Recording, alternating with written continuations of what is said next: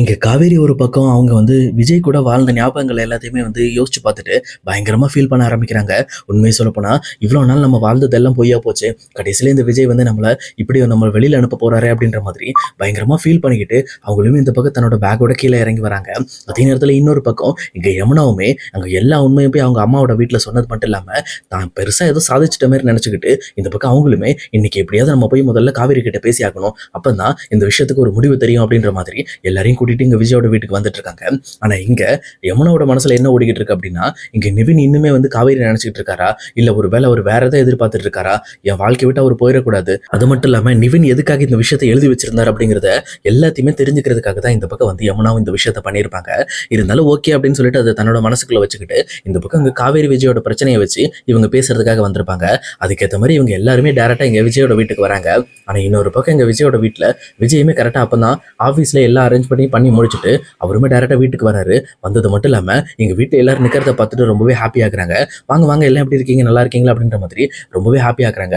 ஆனா எல்லாருமே ரொம்பவே சைலண்டா இருக்காங்க. ஏன்னா யமுனா அங்க வீட்டுல இருந்து கிளம்புறதுக்கு முன்னாடியே எங்க காவேரியோட அம்மா என்ன சொல்லியிருப்பாங்கன்னா, இங்க பாரு அங்க போயிட்டு விஜய் தம்பிக்கிட்ட எதுவும் பேசக்கூடாது, எதா இருந்தாலும் நம்ம முதல்ல காவேரி கிட்ட பேசிக்கலாம், அவசரப்பட்டு அங்க போய் எதுவும் சண்டை போடுறதோ வாய் விடுறதோ வச்சு கூடாது அப்படின்ற மாதிரி எல்லாருமே பேசிதான் வந்திருப்பாங்க. அவங்களுமே இல்லப்பா சும்மா காவேரியை பார்க்கலான்னு வந்தேன் அப்படின்ற மாதிரி சொல்றாங்க. அப்படியா, ஓகே ஓகே, இன்னைக்கு ஒரு முக்கியமான சர்ப்ரைஸ் இருக்கு, அதுக்கு நீங்க எனக்கு ஹெல்ப் பண்ணும் அப்படின்ற மாதிரி சொல்றாங்க. இது கேட்டவனுங்க காவேரியோட அம்மாவும் என்ன சர்ப்ரைஸ் அப்படின்னு சொல்லி கேட்கறாங்க. அப்ப இந்த பக்கம் விஜயுமே, அது நான் உங்களுக்கும் சர்ப்ரைஸ் தான், அது நீங்க முதல்ல ஆஃபீஸ் வரணும், என் கூட நீங்க காவேரி நான் ஆஃபீஸ் கூட்டிட்டு போறேன், நீங்களும் எங்க கூட கிளம்பி வாங்க, அங்க ஒரு பக்காவான சர்ப்ரைஸ் பண்ண போறேன் அப்படின்ற மாதிரி இவங்களுமே சொல்லிக்கிட்டு இருக்காங்க. இது கேட்டவனுங்க வீட்டுல இருக்க எல்லாருக்குமே ரொம்பவே ஒரு மாதிரி கியூரியாசிட்டியா இருக்கு. என்ன இது, விஜய் இன்னையோட வெளியில அனுப்ப போறாங்கன்னு சொல்லி நம்ம நினைச்சிட்டு வந்தா இவர் ஏதோ சர்ப்ரைஸ் கொடுக்க போறேன்னு சொல்றாரு அப்படின்னு சொல்லிட்டு எல்லாருமே ரொம்பவே டவுட் ஆகுறாங்க. அதே நேரத்துல விஜயுமே, இங்க பாருங்க அத்தை, இப்போ காவேரி வருவா, ரொம்பவுமே கோபத்தோட தன்னோட பேக்கோட வருவா, ஆனா நீங்க தான் அவளை எப்படியாவது சமாதானப்படுத்தி என் கூட வண்டியில் அனுப்பி வைக்கணும், ஏன்னா அவ என்கிட்ட ரொம்பவே கோபமா நடந்துக்கிறா, நீங்க கொஞ்சம் பேசுங்க, அவளை எப்படியாவது என்னோட ஆஃபீஸ் வர வைங்க அப்படின்ற மாதிரி இந்த பக்கம் விஜய் காவேரியோட அம்மாட்ட சொல்லிட்டு இருக்காங்க. இதை கேட்டோன்னா அவங்களுமே சரிப்பா ஒன்றும் பிரச்சனை இல்லை, நான் சொல்றோம், நாங்களும் வரோம் அப்படின்ற மாதிரி அவங்களும் ஒத்துக்கிறாங்க. அதே நேரத்தில் குமரனும் இருந்துக்கிட்டு தன் மனசுல இருக்க கியூரியாசிட்டியை தீர்த்துக்கிறதுக்காக டேரக்டா இங்க விஜய் கிட்ட போயிட்டு, விஜய் சொல்லுங்க என்ன இஷ்யூ, அன்னைக்கு நீங்க அந்த ஆஃபீஸ்ல எம்டி பதவி சொன்னீங்களே அதுக்காகவா அப்படின்ற மாதிரி கேட்குறாங்க. உடனே இதை கேட்டோன்னு விஜயுமே, எப்படி பிரதர் கண்டுபிடிச்சிங்க, அதுக்காக தான் பிரதர் ட்ரை பண்ணிக்கிட்டு இருக்கேன், 2-3 டைம் அவளை கூட்டிட்டு போயிட்டு அவளே தேவையில்லாம பிரச்சனை பண்ணி வெளியில வந்துட்டா, இன்னைக்கு தான் எல்லா அரேஞ்ச்மெண்ட்டும் பண்ணி வச்சிருக்கேன், சொல்லப்போனா இனிமேல் காவேரி தான் என்னோட கம்பெனியோட எம்டி அப்படிங்கிறத எல்லார் முன்னாடியும் அனௌன்ஸ் பண்றதுக்காக தான் இன்னைக்கு நான் அவளை கூட்டிட்டு போயிட்டு இருக்கேன், அதுவே அவளுக்கு ஒரு பெரிய கிஃப்டா இருக்கும், ஆனா இதை வேற யார்ட்டையும் சொல்லாதீங்க, உங்களுக்குள்ள வச்சுக்கங்க அப்படின்ற மாதிரி விஜய் ரொம்ப வெள்ளந்தித்தனமா இந்த பக்கம் குமரன்ட்ட சொல்லிட்டு இருக்காங்க. இதை கேட்ட குமரனுக்கு தான் ரொம்பவே தெளிவா புரியுது. அப்ப இந்த பக்கம் யமுனா சொன்ன எந்த விஷயமும் நம்புற மாதிரி இல்ல, ஏன்னா விஜயும் காவேரியும் ரொம்பவே சந்தோஷமா தான் வாழ்ந்துட்டு இருக்காங்க அப்படின்ற மாதிரி இந்த பக்கம் குமரன் முடிவு பண்ணிக்கிறாரு. அதே நேரம் இந்த பக்கம் காவேரியுமே பேக்கோட வெளியில வந்த உடனே கரெக்டா காவேரியோட அம்மாவுமே, என்னடி பேக்கோட வந்திருக்க, சரி வா வா ஒரு முக்கியமான இடத்துக்கு போக வேண்டியது இருக்கு, டக்குன்னு தம்பி கார்ல ஏறுவா அப்படின்னு சொல்லி சொல்றாங்க. உடனே இதை கேட்ட காவேரிக்கு ஒண்ணுமே புரியல, நான் எதுக்கு கார்ல ஏறணும் அப்படின்னு சொல்லி கேட்கிறப்போ, அதெல்லாம் தெரியாது, நீ முதல்ல ஏறு, நாங்களும் உங்க கூட வரோம் அப்படின்ற மாதிரி இந்த பக்கம் காவேரியை சமாளிச்சு கார்ல ஏற்ற ட்ரை பண்றாங்க. அப்ப விஜயுமே சிரிச்சுக்கிட்டே இருக்கிறப்போ, ஓ என் குடும்பத்தை முன்னாடி என்ன அவமானப்படுத்தணும்னு நினைக்கிறீங்களா, கண்டிப்பா உங்களோட எண்ணம் ரொம்ப தப்பு விஜய் அப்படின்ற மாதிரி தன்னோட மனசுக்குள்ள யோசிச்சுட்டு இருக்காங்க. ஆனா விஜயோட மனசுக்குள்ள, இன்னைக்கு வா கண்டிப்பா உனக்கு பக்காவான சர்ப்ரைஸா இருக்க போது, உன் குடும்பத்து முன்னாடி உனக்கு எம்டி பதவி கொடுத்து இது வரைக்கும் இல்லாத அளவுக்கு உன்னை ரொம்பவே பெருமைப்படுத்த போறேன் அப்படின்னு சொல்லிட்டு அவருமே அவரோட மனசுல நினைச்சுக்கிட்டு இருக்காரு. அதே நேரம் அந்த இடத்துக்கு தாத்தாவுமே வராரு. வந்தது மட்டும் இல்லாம விஜயை பார்த்து சிரிச்சுட்டு, என்ன விஜய் நீ நினைச்சதை செய்ய போறியா, சரி ஓகே ஓகே காவேரி நீங்க போய் வண்டியில ஏறிக்கமா, இந்த மாதிரி இன்னைக்கு உனக்கு ஒரு முக்கியமான விஷயம் இருக்கு, நீ முதல்ல கிளம்பு அப்படின்ற மாதிரி இந்த பக்கம் தாத்தாவுமே இங்க கார்ல ஏற சொல்றாரு. என்னடா இது இவருமே இப்படி பேசுறாரு அப்படின்னு சொல்லி இந்த பக்கம் காவேரி ஒரு மாதிரியா எங்க தாத்தாவை பார்க்க ஆரம்பிக்கிறாங்க. அப்ப தாத்தாவுமே, கவலைப்படாதமா, அதான் உங்க ஃபேமிலியே கூட வராங்கல்ல, அதெல்லாம் சரியா போயிடும் போ அப்படின்ற மாதிரி இந்த பக்கம் காவேரியை சமாதானம் பண்ணி அந்த கார்லயும் ஏத்தி விடுறாங்க. அதே நேரம் காவேரியுமே கார்ல ஏறி உட்காந்துட்டு ரொம்பவே சேடா இருக்காங்க. இன்னொரு பக்கம் காவேரி வீட்டுல இருந்து வந்த எல்லாருமே ரொம்பவே சைலண்டா போயிட்டு இருக்காங்க. உண்மையை சொல்லப்போனா அங்க என்ன நடக்க போகுது அப்படிங்கிறது எல்லாருக்குமே ஒரு மாதிரியா கியூரியாசிட்டியாவே இருக்கு. சொல்லப்போனா அங்க போய் என்ன நடக்க போகுது, விஜய் உண்மையிலுமே காவேரி விட்டு பிரிய போறாரா, இல்ல அவருக்கு வேற ஏதாவது கொடுக்க போறாரா அப்படின்ற மாதிரி எல்லாருமே யோசிச்சுட்டு இருக்காங்க. ஆனா குமரனை தவிர, ஏன்னா அவருக்கு தான் எல்லா உண்மையும் தெரியும்ல, கண்டிப்பா விஜயோட பிளான் என்னன்னு தெரியும். பட் அந்த விஷயத்த யார்ட்டையும் சொல்லாம அவருமே ரொம்பவே சர்ப்ரைஸா சர்ப்ரைஸா இருக்கட்டும்னு சொல்லி கூட்டிட்டு போயிட்டு இருக்காரு. ஆனா இங்க யமுனாவோட மனசுல மட்டும் ஒரு பயங்கரமான கவலை வந்துட்டு இருக்கு. உண்மையை சொல்லப்போனா எதுக்காக இந்த மாதிரி வந்து நிவின் வந்து காவேரியோட பேர் எழுதி வச்சாங்க, சம்பந்தமே இல்லாம காவேரியை மறுபடியுமே தன்னோட வாழ்க்கைக்குள்ள வரணும்னு நினைக்கிறாரு அவர் அப்படின்ற மாதிரி ரொம்பவே உல்டாவா யோசிச்சுட்டு இருக்காங்க. உண்மை சொல்லப்போனா இந்த பக்கம் நிவினுக்கு யமுனாவை பிடிக்கவே இல்லை. அந்த விஷயம் இங்க யமுனாக்கே தெரியுது. பட் இருந்தாலும் யமுனாக்கு எப்பவுமே நிவின் தான் முக்கியம். அதே நேரத்துல நிவின் வேற பக்கம் திரும்பிடக்கூடாதுங்கிறதுக்காகவே இந்த பிரச்சனையை அவங்களே வாண்டடா கிளப்பி விட்டுட்டு இருக்காங்க. அதே நேரம் இந்த பக்கம் எல்லாருமே ஆஃபீஸ் போனதுக்கு அப்புறம் இங்க எல்லாருமே வந்து பயங்கரமா செலிப்ரேஷனோட இருக்காங்க. இதை பார்த்தா காவேரிக்கு ஒண்ணுமே புரியல. அவங்களும் பேக் எடுத்துட்டு இறங்க ஆரம்பிக்கிறாங்க. உடனே விஜய்மே பேக் எதுக்கு கிடக்குற, அது கார்ல வை, அதெல்லாம் இப்ப தேவையில்ல அப்படின்ற மாதிரி இந்த பக்கம் காவேரியை கையை பிடிச்சி டேரக்டா ஆஃபீஸ்க்குள்ள கூட்டிட்டு போறாங்க.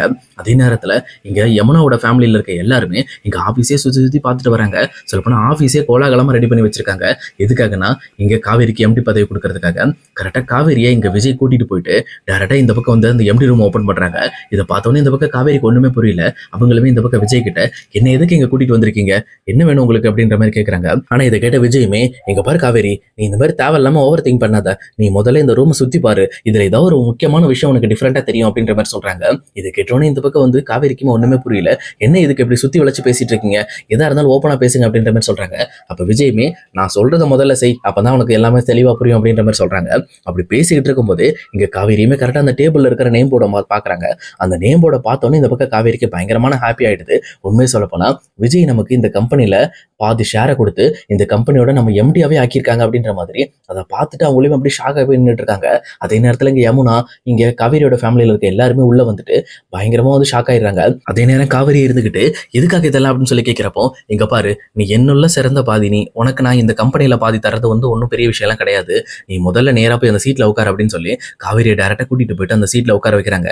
உட்கார வச்சது மட்டும் இல்லாம இந்த பக்கம் வக்கீல் மூலமா அந்த டாக்குமெண்ட் எல்லாத்தையும் எடுத்துட்டு வர சொல்றாங்க. எல்லா டாக்குமெண்ட் வந்ததுக்கு அப்புறம் இந்த பக்கம் காவேரி விஜயை பார்த்துக்கிட்டே இருக்காங்க. அப்ப விஜயுமே இங்க பாரு காவேரி, இந்த ஆபீஸ்ல நடக்கிற பிரச்சனைக்காகவும் நிறைய வந்து ப்ராஜெக்ட்டுக்காகவும் உன்னோட நிறைய நேரத்தை செலவழிச்சிருக்க. இந்த மாதிரி என்னை விட இந்த ஆஃபீஸை நல்லா பாத்துக்கிறதுக்கு ஒரு ஆள் தேவைன்னா அதுக்கு நீ மட்டும்தான். அதனாலதான் இந்த ஆஃபீஸோட எம்டியா நான் ஒன்ன போட்டிருக்கேன் அப்படின்ற மாதிரியும், அது மட்டும் இல்லாம இந்த ஆஃபீஸோட பாதி ஷேர்ஸை நான் உன் பேர்ல எழுதி வச்சுட்டேன் அப்படின்ற மாதிரியும் சொல்றாங்க. இது கேட்டவொன்னே இங்க காவேரிக்கு பயங்கரமா கண்கலங்க ஆரம்பிக்குது. அப்ப அவங்களுமே சரி சரி அலறதெல்லாம் இருக்கட்டு, நீ முதல்ல சைனை போட்டு சீக்கிரம் அப்படின்ற மாதிரி இந்த பக்கம் விஜயுமே சைன் வாங்குறாரு. வாங்கின உடனே இந்த பக்கம் வந்து காவேரியுமே சிரிச்சுக்கிட்டே ஹாப்பியா சைன் போடுறாங்க. அதே நேரத்துல இதை பார்த்துட்டு இருக்க காவேரியோட அம்மாவுமே அப்ப கண்டிப்பா விஜய் வந்து காவேரியை ஏமாத்தணும்னு நினைக்கல, அவர் கூட ஒன்னா சேர்ந்து வாழணும்னு நினைச்சிட்டு இருக்காங்க அப்படின்ற மாதிரி அவங்களுமே ரொம்ப ஹாப்பி ஆயிடுறாங்க. ஆனா யமுனாவால தான் இந்த விஷயத்தை தாங்கிக்கவே முடியல.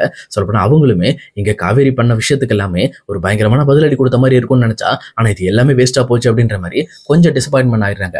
ஆனா இன்னொரு பக்கம் குமரனுமே டைரக்டா விஜயை போய் கட்டிப்பிடிச்சு தேங்க்ஸ் ப்ரோ, நான் உங்களை நினைச்சு என்னமோ நினைச்சு கவலைப்பட்டுட்டேன், உண்மையிலுமே நீங்க ரொம்ப நல்ல மனுஷன் அப்படின்ற மாதிரி எல்லாருமே பேசிக்கிட்டு இருக்காங்க. ஆனா இதெல்லாம் பார்த்துட்டு இருக்க யமுனாக்கு தான் ஒண்ணுமே ஓடல. எல்லாமே இப்படி போயிடுச்சு அப்படின்ற மாதிரி ரொம்பவே சலிச்சுக்கிட்டு இருக்காங்க. ஆனா இன்னொரு பக்கம் எங்க கங்காவுமே பரவாயில்ல காவேரி, நீ இவ்வளவு நாள் கஷ்டப்பட்டதுக்கு நீ எந்த இடத்துலயும் ஏமாந்து போக மாட்டே அப்படின்ற மாதிரி இவங்களுமே காவேரி கிட்ட சொல்லிட்டு எல்லாருமே அங்கிருந்து வெளியில கிளம்புறாங்க. அதே நேரத்துல இங்க காவேரியுமே சரி ஓகே நம்ம போலாம் அப்படின்ற மாதிரி கரெக்டா வீட்டுக்கு போலாம்னு சொல்லி கார்ல ஏறாங்க. ஆனா இங்க விஜயுமே இங்க பாருங்க, உங்க ஃபேமிலில இருந்து வந்த ஆளுக்கு எல்லாமே நம்ம வீட்டுக்கு கொண்டு போய் வரதுக்கு வேற கார் இருக்கு, நானும் காவேரியும் இப்ப நாங்க ஹனிமூன் போக போறோம், சொல்லப்போனா அது கொடைக்கானலுக்கு போக போறோம் அப்படின்னு சொல்லிட்டு இந்த பக்கம் வீட்டுல இருக்க எல்லாருமே சொல்றாங்க. உடனே எங்க காவேரியோட அம்மாவும் சிரிச்சிடுறாங்க. சரி சரி நீங்க போயிட்டு வாங்க, உங்களோட கல்யாண நாள் நீங்க போலாம், ஒன்றும் பிரச்சனை இல்லை அப்படின்ற மாதிரி எல்லாருமே அங்கிருந்து கலந்துக்கிறாங்க. அப்ப காவேரியுமே இது என்ன திடீர் பிளான் அப்படின்னு சொல்லி கேட்கிறப்போ இதெல்லாம் திடீர் பிளான்லாம் கிடையாது, இந்த பிளான் பண்ணி ஒரு வாரம் ஆச்சு, ஆல்ரெடி இந்த பிளானை பத்தி தாத்தாவுக்கும் தெரியும், அதனாலதான் அவங்ககிட்ட சொல்லியிருந்தாரு பார்த்து போயிட்டு வாங்க அப்படின்னு சொல்லிட்டு, ஞாபகம் இருக்கா அப்படின்ற மாதிரி சொல்றாங்க. அப்பதான் தாத்தாவுமே காவேரியை போயிட்டு வாமா அப்படின்னு சொல்லி சொன்னதெல்லாம் புரியுது. அப்ப காவேரியுமே சிரிச்சுக்கிட்டு உண்மையுமே என் மேல உங்களுக்கு அவ்வளவு லவ் இருக்கா அப்படின்ற மாதிரி இந்த பக்கம் விஜய்கிட்ட கேட்கறாங்க. அப்ப விஜயுமே காவேரி ஹேக் பண்ணிட்டு இங்க பாரு காவேரி, என் லைஃப்ல ஒன்னை விட வேற எந்த பொண்ணையுமே நான் இந்த அளவுக்கு நேசிச்சதே கிடையாது, இன்க்ளூடிங் வெண்ணிலாவையும் சேர்த்து தான் சொல்றேன் அப்படின்ற மாதிரி இந்த பக்கம் வந்து விஜய் காவேரி மேல பயங்கரமா அன்பு வச்சிருக்கேன் அப்படிங்கிற விஷயத்த ஓப்பனாவே போட்டு உடைக்கிறாங்க.